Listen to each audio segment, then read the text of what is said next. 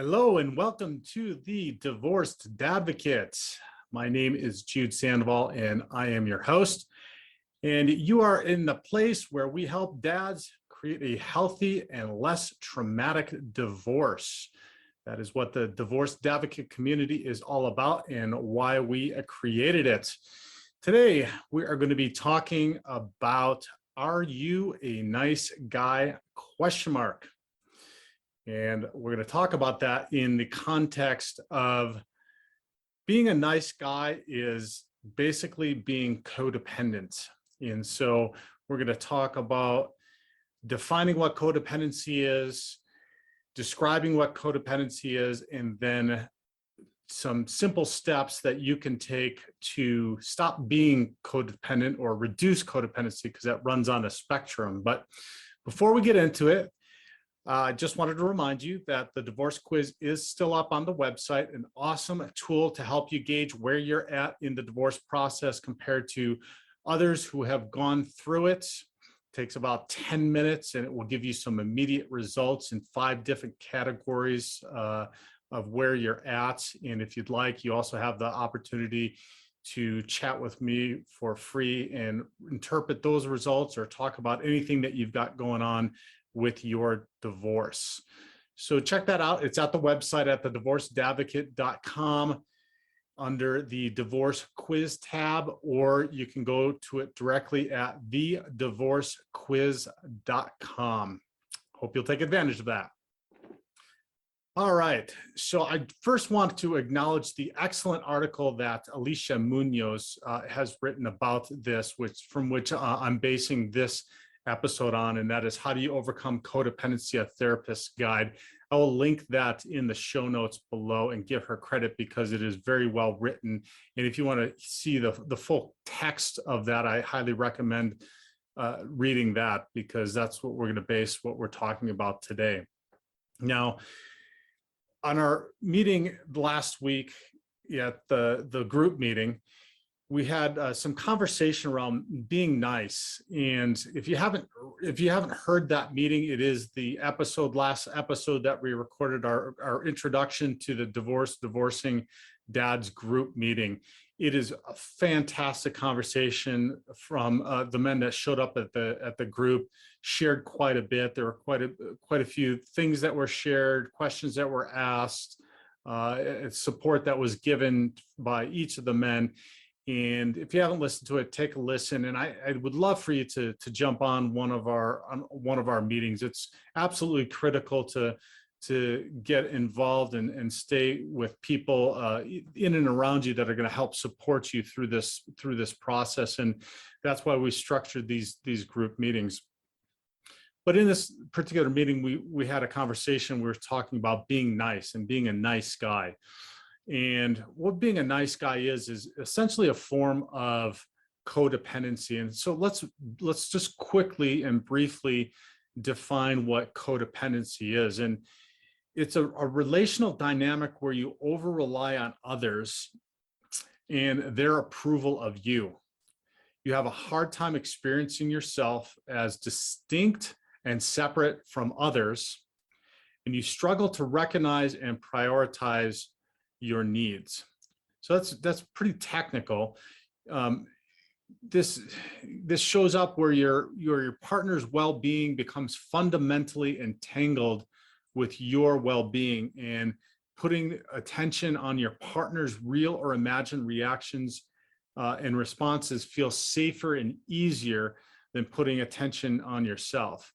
And this can make it hard to set, respect, and recognize your own and others' boundaries. Now, codependency and this dynamic, and it is a dynamic, because what will happen is your tendency to be a nice guy or codependent works with a dynamic of somebody that would be on the other end of the spectrum, which has a less ability to put somebody's needs first and think about giving, and is more potentially a taker than they are a giver.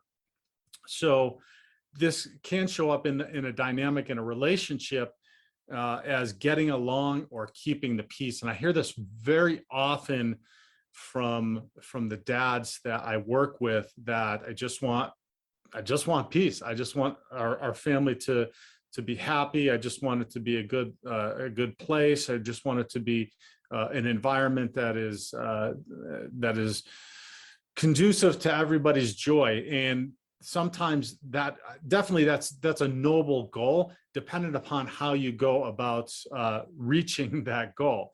And the problem with not setting limits and just getting along is oftentimes you're not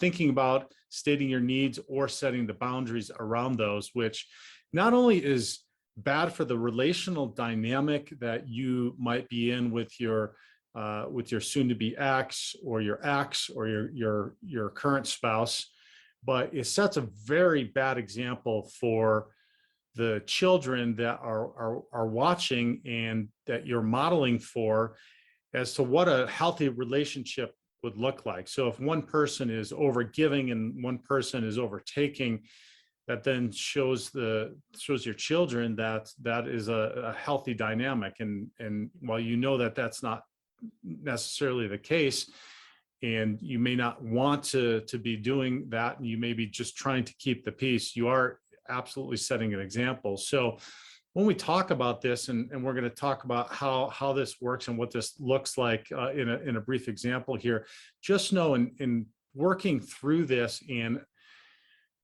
as difficult and challenging as it may be to undo some of these tendencies and thought processes that you have, that you're not only doing this for yourself, but you're also doing this to help stop potentially what is a generational pattern that continues through multiple generations, because that's all you've known, that's all your parents have known, and that's all your children have known. I know that was the circumstance with me, and we'll talk about a little bit later on how this is something that you learn, and it's a pattern of behavior that you learn potentially psychologically through childhood. But first, let's talk about a quick example of how this might work and how codependency works. And that might be where your spouse or your ex comes to you and has something that they want to do, say want to go on a trip. And they say, well, they have all these reasons why it's really a great time to go on a trip, and why you should go on a trip, and why the family should go on a trip, et cetera, which might make perfect sense. However, you know that potentially that this is a really bad timing at work and financially, and that might put a strain on the family's finances. And your spouse is saying to you, well, let's just do it. This could be a really great opportunity for us with the kids, and has all kinds of reasons why it would be good, except that you know that this probably does not feel comfortable to you, and you need to say no, except that in order to keep the peace and make things smooth, you agree to do it. But when you walk away from the conversation, you feel uncomfortable knowing that this is potentially going to place either a burden on yourself or on your family financially. You know that at work, this is maybe not going to fly if you need to take time off from work or whatever it may be. And you just don't have a good feeling about that. So if you recognize this in some of your conversations, you're not alone. This was most definitely myself, and in my marriage, in the mindset of a happy wife, happy life, which is a terrible, terrible philosophy from which to live and be in relationship with somebody, because it does not take care of or honor your needs or boundaries that you may need to set. Now, on that note, let's talk about some different ways in which you can stop being codependent. And again, these are going to be some brief pointers and tips that you can take a look at and start to do some self-analysis about and self-reflection with. And if you want to get into this deeper, and many of the men that I do work with, many of the men that come to the group meetings, recognize this, and then we talk about, there have been many meetings where we've talked about this in the past, about how we are able to learn to state what our feelings are, what our needs are, and then set healthy boundaries, how to communicate those in a proper manner that is respectful and as well as true to what it is that we need. So this is where it gets into then developing your tool belt around how you're able to do this. But these first tips that we're going to talk about from Alicia's article here are going to be really helpful in you starting to kind of see and maybe just have the awareness of, oh wow, this really is something that that I'm recognizing in me, that I see are tendencies in me. The first one is put your codependent tendencies in context. And what do I mean by that? So firstly, just have compassion with yourself about the fact that you may have gotten into a codependent, you can call it a codependent loop, you can call it a codependent dynamic or a relationship. Again, like I said, this is something that takes two people. You will find, if you start to recognize this in yourself, in your personal or romantic relationships, that it also carries over into every area of your life. It will rear its head in your professional relationships, with your family, even with your children, if this is a dynamic that you have brought one half to. So it doesn't mean that you're weak or that you're flawed or you're somehow failed. And it just means that you have figured out a way to, it's like relational survival. You've figured out a way to survive relationships in order in order to get along, in order to, sometimes it may have been, and this is where it comes into it being a psychological function that you may have developed from your childhood, in that you this pattern of merging with others may have offered you the safest way to get through your childhood. And I know for me, that was how I developed this. So it wasn't like at one point in your life you just said, hey, you woke up in the morning and you said, hey, I think that today I'm just going to start developing this massively codependent nature, and I'm going to overly give of myself, not be able to prioritize my needs, and overly give all the time. So I know that wasn't my case. And when I came to that realization, finally, it was hard because I felt bad, and I felt down on myself for that. And it took a long time to understand that it wasn't necessarily my fault. Now, when I say that with an asterisk, which is, now when you do recognize that, and if you do choose to continue this this dynamic or this behavior, then you are making the conscious choice to be codependent. But if you did not know that up until the point where you had this self-awareness, this self-realization around it, then it's not your fault. It wasn't my fault that that pattern developed for me in my childhood and early adult life, until I was made aware of that dynamic and those behaviors. And then it was incumbent upon me to do something about it. And so the rest of what we're going to talk about is how to do something about it. And this is a process, and doesn't happen overnight, and there isn't an end goal in sight. You're not just going to stop. I still have tendencies years and years after knowing and being aware of this and doing the work. It runs on a spectrum. You may be massively codependent right now, and then years and years down the road, you may be less so, but you may see that crop up some of the time, depending on the relationship or the dynamic or the situation. It's just being aware and having an awareness around how you are predisposed to react to things. So let's talk about a couple of more steps, actually a few more steps. We're going to go through about 7 steps. The next one is practice acts of smart selfishness. And like I said, this falls on a spectrum. Codependency falls on a spectrum. So honor your needs, wants, and feelings for the long term of your relationship. Many of these, many of the same behaviors that might be called codependence are very kind, are very pro-social, and like I also mentioned before, and the other end of the spectrum with whomever you might be in relationship is going to be, it's like a magnet, right? It takes some opposites to attract.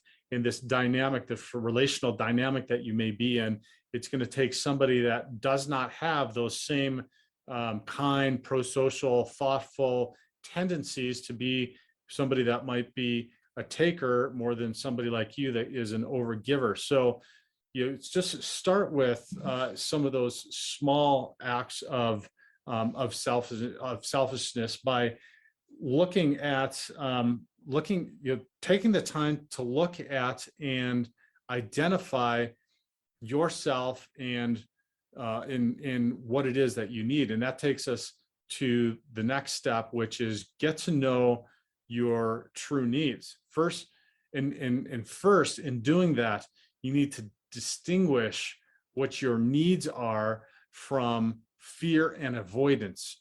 And why is that? Because fear and avoidance may be something that has been a tendency that you've gotten used to in order to please the other person, because you're afraid of the fact that they may not approve of you, that you may disappoint them, that you may upset them. So if you're doing stuff based upon that, so take the time to stop and think about what your needs are in any circumstance. Like the example that I gave you of the vacation, are you doing it because you are fearful that you're going to disrupt the family life, that that you're going to get the cold shoulder, whatever that may be? Or are you doing and making a decision based upon what it is that you actually need? So that's the first thing you really need to do to determine. And that really takes slowing down, soothing yourself, checking in with what you really need. And it's okay to postpone conversations sometimes. So, and I'm speaking to this specific example, but this can also be in any part of your life. If you need to postpone conversations, it's always, and this is a challenging tool to utilize sometimes, because it leaves things in limbo. And that is making a statement potentially like, let me think about that, or I'm not sure how I feel about that. Let me get back to you. Those are always good phrases that you can use in order to be able to stop. And especially in the beginning, when you're still learning these tools and trying to do something on the fly, these are really good tools to allow you some time and opportunity to go back, reflect, take the time, and do what we just talked about, which is distinguish what your true need is from whether or not you're being fearful or you're wanting to avoid doing something or having a tough conversation or making a difficult decision. So again, those phrases are, I'm not sure how I feel about that, let me get back to you, or I'm not sure, let me think about it. Those are perfectly acceptable to have. And if somebody's pressuring you to make a decision, that's a red flag that they're not respectful of your feelings and what your needs are, because taking time to reflect on things before having or before making a decision or before agreeing to something is absolutely perfectly fine. So if somebody pressures you around that might be a sign for you that there's somebody that is not respectful of what it is that you're feeling or the needs that you might have. Next, and this is the next step really in that, in what I just talked about, which is practice clear, direct communication. Directly speak what it is that is on your mind, what your feelings are and what your needs are. And if that is a no, that is a no. No is a great word to have in your vocabulary. If you don't have it in your vocabulary, learn to get it into your vocabulary. Allow people to see more than just the pleasing, peacekeeping, or diplomatic version of you. Here's an example. Are you free tonight? No, I'm not free tonight. As opposed to, well, I've got somebody, I don't really feel that great tonight, or I have some other commitments. Not being true and honest with what your words are. If you are just don't feel like going out, or you just don't feel like doing something, be very open and clear about what that is. And we talk about, and we've talked in many other shows, and I teach often in some workshops as well as classes, nonviolent communication. And that's just a simple 4-step process of communicating how it is you're feeling, what your needs are, what you'd like to see happen, and then coming to an agreement on how to move forward with that.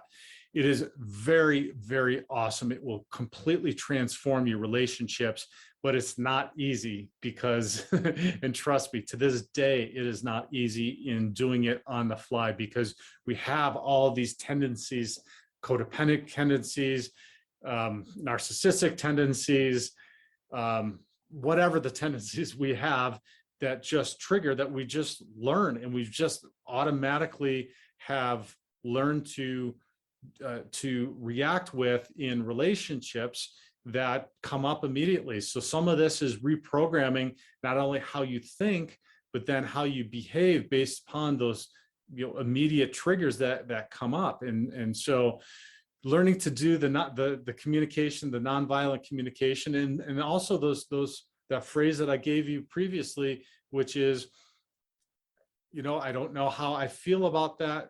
I would like to get back to you, or I would like some time to think about this, is a perfectly good way of communicating too. And so that's just stating your feelings, right? So that would be a very simple step. And then you can go back, you can sit down and you really think about it. And then the next part of that communication is effectively communicating to the other person, going through those nonviolent communication steps, that 4-step process, and doing it, as opposed to just reacting and saying what's just coming out. I promise you, learning to develop that tool will absolutely be phenomenal in your life. It will be phenomenal not only in working with your soon-to-be ex or your ex in co-parenting, but it's going to transform your relationship with your children too. Because like I said, if you're codependent in your relationship with your ex, then you're likely codependent in your relationship with your children, your boss, professional life, everywhere else. The next step is stay in your lane. And you may have heard me in the last episode in the men's meeting chatting about this. And what does staying in your lane mean? That means we can only control what we can control, which is our feelings, our needs, the way we communicate. So when you start worrying about how others perceive you or what they think of something you said or did, you need to remind yourself that you do not have control over what happens in the other person's mind. So you got to trust that the other person, if they don't have the tools, they'll figure out how to resolve their challenges and what comes up in themselves.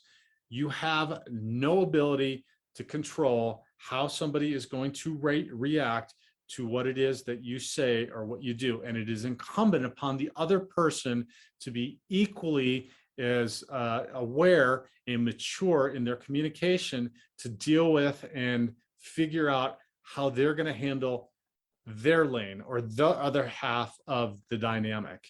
And so this is a really, really hard one for those of us that are codependent, because we want to think about and go through all of the scenarios all of the time. And we're going to talk about that here in a second too, that the stories that we have that we go through and nonstop.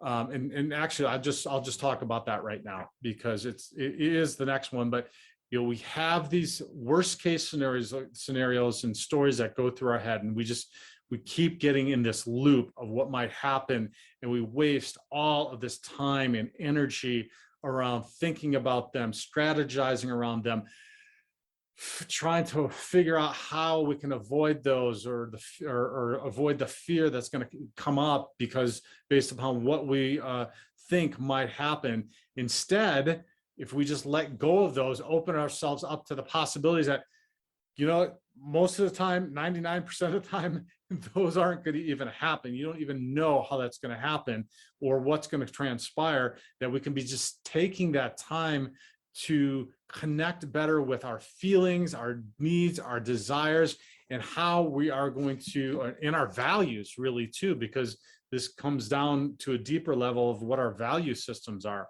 But then, using that energy and that effort to strategize better on how we would want to communicate those to somebody as well. So stay in your lane and stop with the stories in your head or ruminating over what the potentiality of a conversation is going to be. Just simply, like I said in the first few steps, I'd stop, identify what your need is, make sure it's not a fear or a reaction, and then state and communicate very effectively through nonviolent communication what it is your feelings are, what your needs are, and what you would like to see happening. So those are some tips, those are some tools. The next one would be nurture your own unconditional self-love. So in this, man, this is practicing the self-approval and the affirmations is really critical, because what you're needing to do is find a way to celebrate yourself. And because what we've been doing for so long is forgetting about ourselves and just trying to find ways in which we are able to get the love and affection that we're wanting and needing from somebody else by doing something for somebody else. So we never stopped to really unconditionally love ourselves. And so taking time, affirmations are a great way to do this. There is one hack, and I hate hacks, but this is one true hack that I utilize and I can buy into. And I do that by simply listening through the night to positive affirmations that I play. I play them in headphones. It's like a sleep mask that has headphones in it, but you can just play them, because what happens is your brain does not know the difference of whether it's somebody you love telling you this, somebody off the streets telling you this, or the YouTube channel that I'm playing all night long telling you this. So it helps you with your self-affirmations and reprogramming your neurons in your mind to fire differently, to think differently about yourself. It is a true hack, and it is absolutely astoundingly amazing how well it works. So just imagine you're sleeping 6, 7, 8 hours a night, and you have somebody giving you positive affirmations for that entire time. It does wonders. And consider the fact that however many decades you've had these opposite affirmations or non-affirmations going through your mind, it's going to take a little while to reprogram your mind to think that way, to have that unconditional self-love. And so having 6, 7, 8 hours of somebody just giving you positive, loving self-affirming affirmations is absolutely fantastic. And I promise you will see an immediate impact after just a week or two of doing this. So try those, try that hack. It's about the only hack that I have in my tool belt that is really a shortcut. The last one is release attachment to the outcome. We all have an idea of what we want to happen, except we cannot control this. This is going to require a willingness to tolerate the unknown and live with uncertainty. It is going to require you having faith that life is going to happen how it's supposed to happen, and that you cannot control this. You're going to have to remind yourself your worth and your value don't rest on making others happy, and that whatever happens is going to happen. Now, how can you do that? How can you rest in faith that this outcome is going to be positive for you and that your life is working for you all the time, regardless of whether it feels like or looks like this is a quote unquote negative or bad circumstance? And that is just getting present, being in the present moment. We've talked quite a bit in previous episodes about getting centered, getting present, journaling, meditating, breathing, finding different ways and different tools to get into the present moment. Because if you allow yourself to, again, go into those stories and think about projecting in the future, that's going to create anxiety. Thinking about and ruminating about the past is going to create depression. Staying present is the only way that you can absolutely release your attachment to the outcome and not worry about what it is that's going to transpire based upon the conversation you're going to have or the decision that you're going to make. So if you need tools, connect with me, get on the website, read some of the blog articles, as well as listen to some of the past episodes. And we do a lot of work around this in the Dad's Divorce Blueprint course that we'll have another session coming up here in the next couple of months in getting present and getting in tune to yourself and staying present. So those are some tips. That was the description of, an example of, and some tips of how to get. So that was a description of an example of codependency, which is basically being Mr. Nice Guy. There's also, I wanted to mention, a great book by Dr. Robert Glover that talks about this in specific contexts of romantic relationships. It's called No More Mr. Nice Guy. And like I said, he's very clear, and he defines and gives examples of this in the context of romantic relationships. It's a great quick read. He does a lot of work around this. He doesn't ever mention codependency, but basically what it is he's talking about is codependency. So check out that book too. It's a really great resource, especially if you're in the beginning here. There's also some other great resources that you can get involved with. There's a 12-step group called Codependence Anonymous.